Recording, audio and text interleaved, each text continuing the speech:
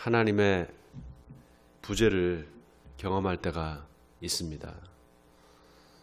하나님이 도대체 어디 계신가? 이렇게 악한 세상에서 하나님은 도대체 뭘 하고 계시나? 이렇게 우리 마음에 하나님이 없다. 혹시 하나님이 안 계신 게 아닌가? 이런 마음이 들 때가 있죠. 다윗도 마찬가지였을 것 같습니다. 다윗도 하나님께 기도하고 하나님께 간구했을 때 하나님의 그 응답이 오지 않고 그 응답이 늦어질 때 하나님의 부재를 경험하고 그 상황에서 하나님께 호소하는 그런 마음이 아마 들었을 거예요. 오늘 시편에 보면 하나님의 부재를 경험한 그 다윗이 하나님이 어찌하여 환난 때에 숨으시나이까 어찌 멀리 서십니까 이렇게 탄원하듯이 이야기를 합니다. 세상을 살다 보면은 하나님이 계시면 어떻게 이런 일이 일어날 수 있을까 그렇게 생각할 때가 있죠. 하나님을 알지 못하는 사람들, 하나님을 믿지 못하는 사람들, 또 하나님이 없다 하는 사람들의 삶을 우리가 가만히 지켜보면 그 사람들이 잘 못 살고 힘들게 사는 게 아니라 더 잘 살고 더 떵떵거리며 살고 또 그 사람들은 고난도 별로 당하지도 않고 또 그런 사람들은 환난도 별로 없습니다. 실제 그래요. 그러나 예수님을 믿는 사람들, 하나님을 믿는 백성들은 그 삶에 고난이 있습니다. 이것을 어떻게 설명할 수 있을까? 정말 하나님은 그렇게 하나님 믿는 사람들한테 고난만 주고 어려운 일만 자꾸 주시고 하나님 믿지 않는 사람들한테는 오히려 그들이 편안하게 잘 살게 그렇게 만들어 주시는 것인가? 그런 의문이 들 때가 많아요. 여러분 어떠십니까? 그런 의문이 들 때가 있죠. 어떻게 저렇게 악을 행하는 사람은 잘 먹고 잘 사는가? 낙심하게 되죠. 시편 기자도 그런 낙심을 많이 했던 것 같아요. 오늘 이 다윗의 시뿐만 아니라 시편 73편을 보면은 이 비슷한 이야기가 나와 있습니다. 우리 같이 한번 시편 73편을 같이 한번 보겠습니다. 시편 73편 73편 8절을 한번 볼까요? 8절부터 좀 읽어보겠습니다. 그들은 능욕하며 악하게 말하며 높은 데서 거만하게 말하며 그들의 입은 하늘에 두고 그들의 혀는 땅에 두루 다니도다. 그러므로 그의 백성이 이리로 돌아와서 잔에 가득한 물을 다 마시며 말하기를 하나님이 어찌 알랴 지존자에게 지식이 있으랴 하는도다. 볼지어다 이들은 악인이라도 항상 편안하고 재물은 더욱 불어나도다.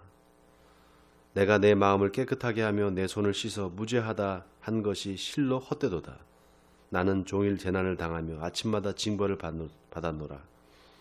내가 만일 스스로 이르기를 내가 그들처럼 말하리라 하였더라면 나는 주의 아들들의 세대에 대하여 악행을 행하였으리이다. 내가 어쩌면 이를 알까 하여 생각한즉 그것이 내게 심한 고통이 되었더니 하나님의 성소에 들어갈 때야 그들의 종말을 내가 깨달았나이다. 주께서 참으로 그들을 미끄러운 곳에 두시며 파멸에 던지시니 그들이 어찌하여 그리 갑자기 황폐되었는가 놀랄 정도로 그들은 전멸하였나이다. 여러분 이 시편 기자 오늘 시편 73편 우리가 잠깐 본 시편 73편은 아삽의 시입니다. 그 아삽이 똑같은 마음을 가졌던 거예요. 어떻게 하나님은 이렇게 악인들을 가만히 내버려 두시나? 그리고 악인들이 이렇게 번창하고 이렇게 잘 먹고 잘 사는 것을 그냥 가만히 두시고 의인들의 삶은 이렇게 힘든 것인가? 이런 고민을 했다는 거죠. 그것 때문에 마음이 상했던 거예요. 그러나 아삽이 그 성전에 하나님의 성전에 들어갈 때 비로소 깨달았다는 거예요. 하나님의 성소에 들어갈 때야 그들의 종말을 내가 깨달았나이다. 이게 무슨 말일까요, 여러분? 하나님의 성소에 들어갈 때 하나님의 성전, 하나님이 계신 곳에 들어갈 때 깨달았다는 거예요. 뭘 깨달았는가? 하나님께서 참으로 그들을 미끄러운 곳에 두시고 파멸에 던지셨다는 겁니다. 여러분, 이거 무서운 말입니다. 미끄러운 곳에 두셨다. 이건 뭐죠? 실족하게 하셨다는 거예요. 어찌 보면 고의성이 있는 거죠. 하나님께서 일부러 그들을 그렇게 냅두셨다는 겁니다. 여러분, 하나님께서 악인들을 그냥 가만히 내버려 두시는 이유가 뭘까요? 네? 악인들을 가만히 내버려 두시고 침묵하신 이유가 뭘까요? 저는 두 가지라고 생각합니다.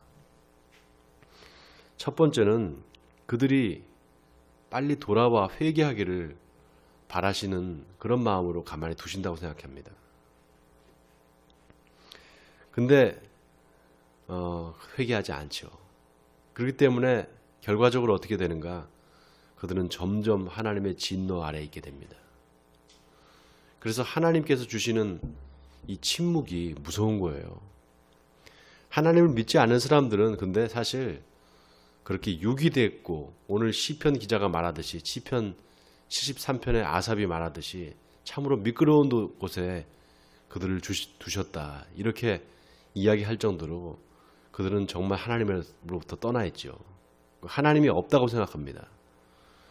그런데 문제는 뭔가 하면 우리 예수 믿는 사람들이, 하나님을 믿는 사람들이 하나님의 부재를 경험하게 될 때 그런 마음을 갖게 될 수 있다는 거예요. 하나님께 기도하고 하나님 앞에 간구하는 것들이 빨리 이루어지지 않고 그 기도가 더디게 응답이 될 때 예수 믿는 사람들도 여지없이 거기서 무너져 버린다는 거죠. 그리고 하나님을 원망하게 됩니다. 마치 이스라엘 백성들이 광야에서 하나님을 원망하듯이 그렇게 하나님을 원망한다는 거죠. 그러면서 실족하게 되는 거예요. 여러분, 하나님이 우리 눈에 안 보이고 우리의 기도가 더디 응답된다고 해서 하나님이 안 계시는가? 그건 아니잖아요. 하나님은 분명히 살아계시고 하나님은 우리의 기도를 들으신단 말이죠. 그런데 왜 응답하시지 않고 우리의 기도가 더디게 이렇게 응답이 될까? 여러분, 한번 생각해 보셨어요? 왜 그렇게 될까? 네? 하나님께서 우리에게 침묵하실 때 그 침묵의 의미를 우리 예수 믿는 사람들은 잘 생각해 봐야 돼요.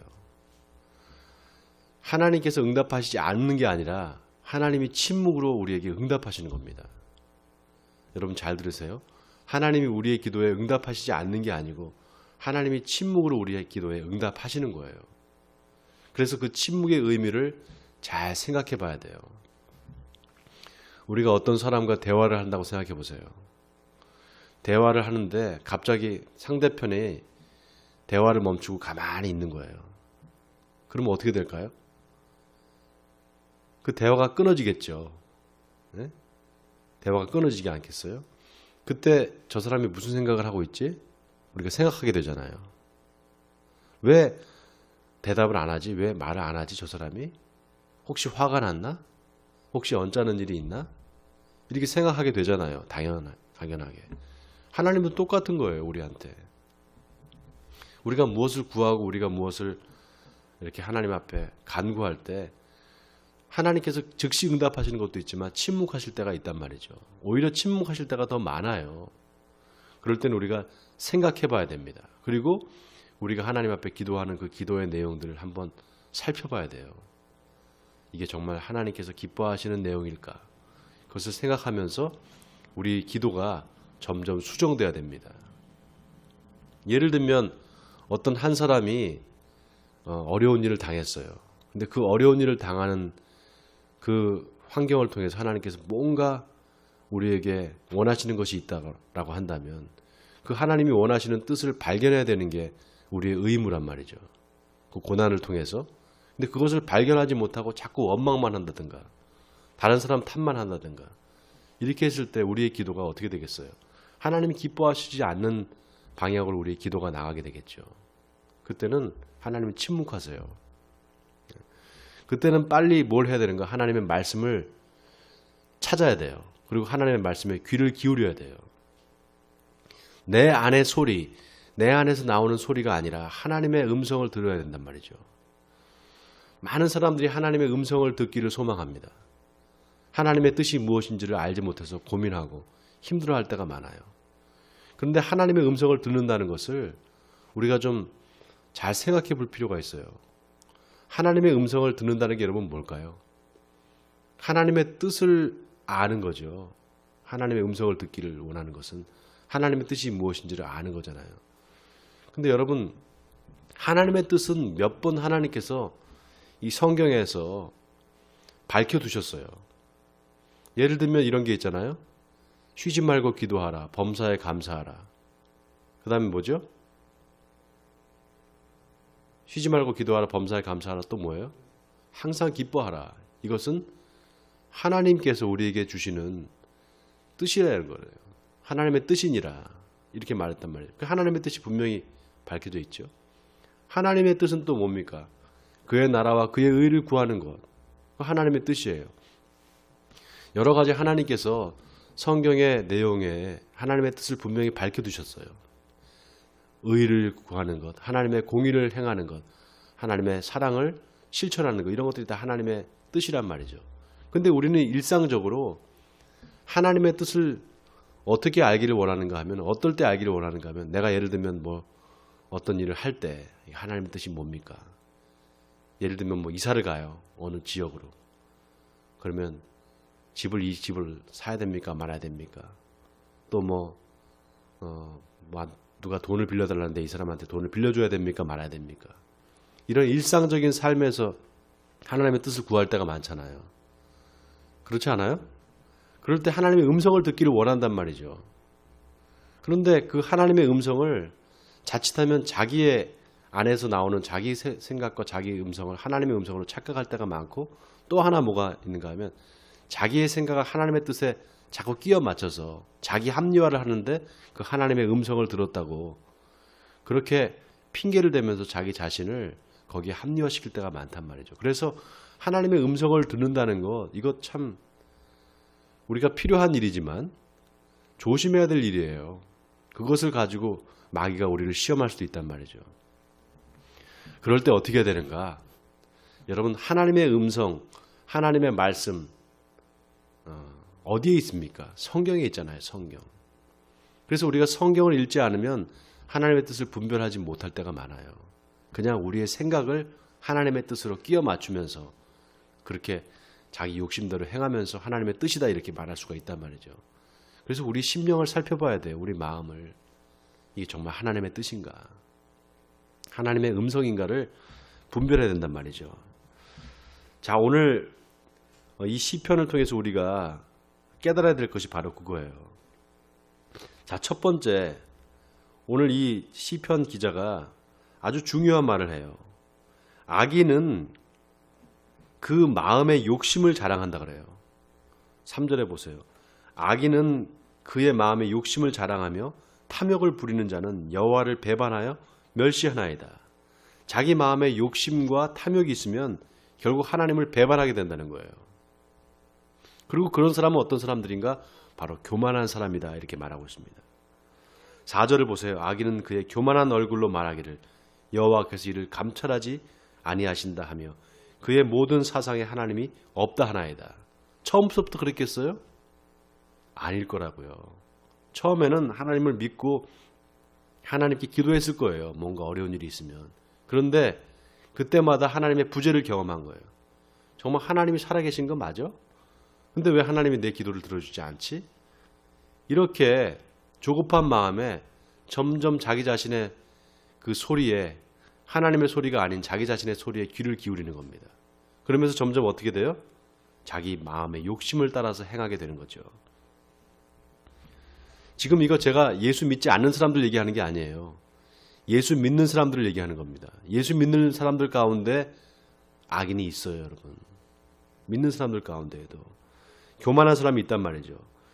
그러면서 점점 그 교만으로 나아가면 하나님을 결국 없다 말하고 하나님으로부터 떠나는 거죠. 5절을 보세요. 그의 길은 언제든지 견고하고 주의 심판은 높아서 그에게 미치지 못하오니 그는 그의 모든 대적들을 멸시하며 그의 마음에 이르기를 나는 흔들리지 아니하며 대대로 환난을 당하지 아니하리라 하나이다. 그의 입에는 저주와 거짓과 포악이 가득하며 그의 혀 밑에는 잔해와 죄악이 있나이다. 그가 마을 구석진 곳에 앉으며 그 은밀한 곳에서 무죄한 자를 죽이며 그의 눈은 가련한 자를 엿보나이다. 점점 악으로 빠져가는 모습을 볼 수가 있죠. 점점 악으로 빠져가면서 나중에는 결국 무죄한 자를 죽이는 데까지 이르는 거예요. 교만한 자가. 여러분, 교만한 사람이 어떤 사람이라고 그랬죠? 제가 어제 말씀드렸잖아요. 자기가 교만한 사람인지 아닌 사람인지 알아볼 수 있는 방법 있다 그랬죠? 교만한 사람을 보고 마음에 화가 일어난다. 교만한 사람을 보면 막 화가 나. 그러면 자기가 교만한 사람이라는 거예요. 자기가 교만하지 않으면 교만한 사람을 아무리 봐도 마음에 화가 일어나지 않는데요. 실제 생각해보면 그럴 것 같아요. 그냥 겸손한 사람이면, 그냥 아주 겸손하고 낮아진 사람이라면 아무리 교만한 사람을 봐도 그냥 그 사람이 긍휼하게 느껴지고, 아, 저 사람 저런 사람인가 보다 이렇게 생각되지 화가 나진 않을 거란 말이죠. 제가 그 생각을 해보니까 정말 제가 교만한 사람이었구나라는 생각을 너무너무 하게 된 거예요. 그래서 진짜 회개했어요. 하나님, 저는 교만한 사람입니다. 이렇게 회개했단 말이죠. 자, 그 교만한 사람을 모든 사람들이 다 싫어합니다. 교만한 사람은 결국은 하나님으로부터도 버림당하지만 같은 우리 이웃들한테, 같이 옆에 있는 사람들한테도 이제 버림을 당해요. 가장 교만이라는 건 가장 무서운 죄입니다. 다른 죄악들은, 여러분, 다른 죄들은 우리 인간관계 속에서 여러 가지 발생할 수 있잖아요. 죄들이. 그런데 이 교만한 죄, 이 교만한 이 악은 바로 지옥에서부터 올라옵니다. 왜냐? 마귀가 바로 이 교만 때문에 마귀가 됐거든요. 그래서 어떤 경우라도 교만해지면 안 돼요. 사탄은 바로 교만한 자입니다. 자, 그래서 점점 이 사람의 형편이, 그 악인이 형편이 점점 그렇게 사탄을 가까이 하면서 점점 이 사단이 하는 짓을 따라가요. 마치 사자가 자기 굴에 엎드림 같이 그가 은밀한 곳에서 엎드려 가련한 자를 잡으려고 기다리며 자기 그물을 끌어당겨서 가련한 자를 잡나이다. 그가 구풀에 엎드리니 그의 포악으로 말미암아 가련한 자들이 넘어지나이다. 지금 이 시편의 기자가 그 교만한 자, 악인들을 마치 마귀하고 똑같은 그런 존재로 지금 묘사를 하면서 이야기를 하고 있습니다. 자, 11절에 보세요. 그가 마음에 이르기를 하나님이 잊으셨고 그의 얼굴을 가리셨으니 영원히 보지 아니하시리라 하나이다. 여호와여 일어나옵소서. 하나님이여 손을 드옵소서. 가난한 자들을 잊지 마옵소서. 자, 이제부터 이제 이 다윗의 고백이 나오죠. 다윗이 지금 하나님께 탄원하는 거예요. 하나님 일어나세요. 하나님 깨세요. 하나님이 지금 주무시고 계신 게 아니잖아요. 그러나 하나님 일어나옵소서, 이 말은 뭡니까? 하나님의 도움을 요청하는 거죠. 강력하게. 그리고 가난한 자들 잊지 마옵소서. 어찌하여 악인이 하나님을 멸시하여 그의 마음에 이르기를 주는 감찰하지 아니하리라 하나이까. 주께서는 보셨나이다. 주는 재앙과 원한을 감찰하시고 주의 손으로 갚으려 하시오니 외로운 자가 주를 의지하나이다. 주는 벌써부터 고아를 도우시는 이시니이다. 악인의 팔을 꺾으소서. 악한 자의 악을 더 이상 찾아낼 수 없을 때까지 찾으소서. 악의 뿌리를 빼달라, 이런 탄원이잖아요. 하나님께서는 여러분 악의 뿌리를 완전히 드러내시는 분이세요. 지금 하나님의 침묵은요, 어떻게 보면 하나님께서 가만히 참고 계시는 거는 맨 마지막에 완전히 그 악을 다 드러내시기 위해서 하나님께서 벼르고 계신 거예요. 여러분, 이걸 우리가 알아야 돼요. 하나님은 심판의 하나님이셔요. 그 하나님의 심판은 완전하고 의로워요. 그렇기 때문에 그 심판은 절대로 누가 핑계댈 수가 없어요. 법정에 갔을 때, 하나님의 법정에 갔을 때 아무도 그 하나님 앞에서 고개를 들 수가 없어요. 예. 그렇기 때문에 우리는 두렵고 떨림으로 이 구원을 이뤄 가야 되는 거죠. 그러나 여러분, 의인들을 보세요. 의인들은 정말 하나님 앞에 온전히 행하는 사람들을 보시라고요. 그 사람들은 두렵고 떨리는 마음보다는요, 잘 들으세요. 두렵고 떨리는 마음보다는 기쁘고 감사한 마음이 더 커요. 왜 그런가 하면은요, 하나님 앞에서, 의로운 재판관이신 하나님 앞에서 내 행위를 하나님 앞에 드러내고 싶어 한단 말이죠. 하나님, 저는 이렇게 하나님의 말씀에 순종하고 살면서 하나님을 기쁘시게 하는 삶을 살고 싶습니다. 하나님께 뭔가 이렇게 하나님, 저 이렇게 살아요, 이렇게 보여주고 싶은 마음이 있단 말이죠. 여러분, 어린아이가 부모님한테 칭찬받으려고 공부 열심히 해가지고 상장 받아오면서 아빠한테 뭐라고 합니까? 아빠, 이거 봐요, 나 상 받아왔어요 하면서 자랑하잖아요. 그러면 그 아버지가 자녀를 잘했다 이렇게 칭찬한단 말이죠.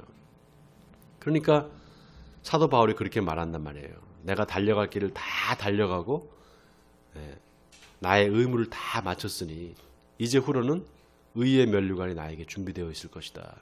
나뿐만이 아니라 주의 나타나심을 기대하는 사람들, 그 주님과의 만남을 기대하는 사람들이 다 그 면류관을 받게 될 것이다. 그런단 말이죠. 그러니까 그 의의 면류관을 위해서 열심히 달려가는 그런 사람들이 바로 의인이란 말이죠.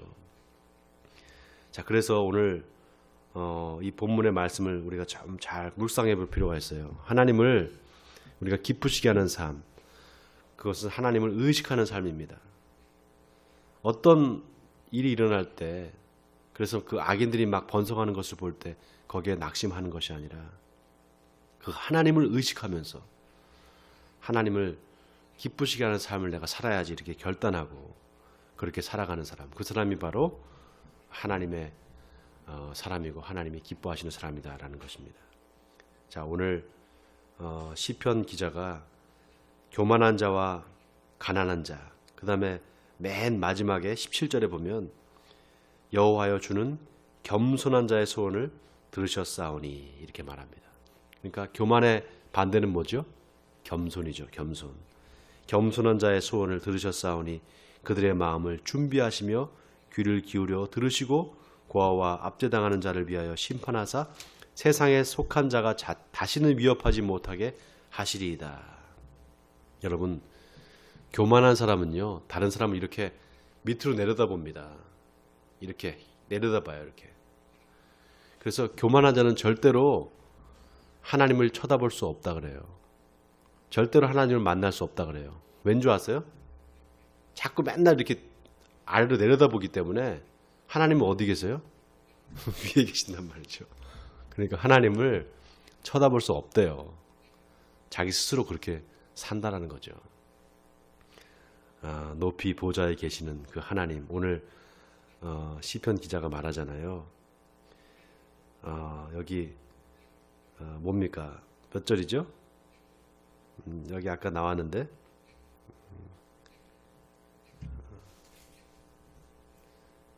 자, 5절 보세요. 그의 길은 언제든지 견고하고 주의 심판은 높아서 그에게 미치지 못하오니 그는 그의 모든 대적들을 멸시하며 이렇게 나오잖아요. 그의 보좌, 하나님의 보좌는 높은 곳에 있고 그 높은 곳에 계시니까 나는 아무렇게나 해도 상관없고 그 높은 보좌에서 하나님이 날 직접 보시겠느냐 이런 의미인데, 사실 역설적으로 얘기하면 교만한 자들은 맨날 밑으로 깔아보는 그런 버릇 때문에 하나님을 온전히 쳐다볼 수 없다는 의미도 있다는 거죠.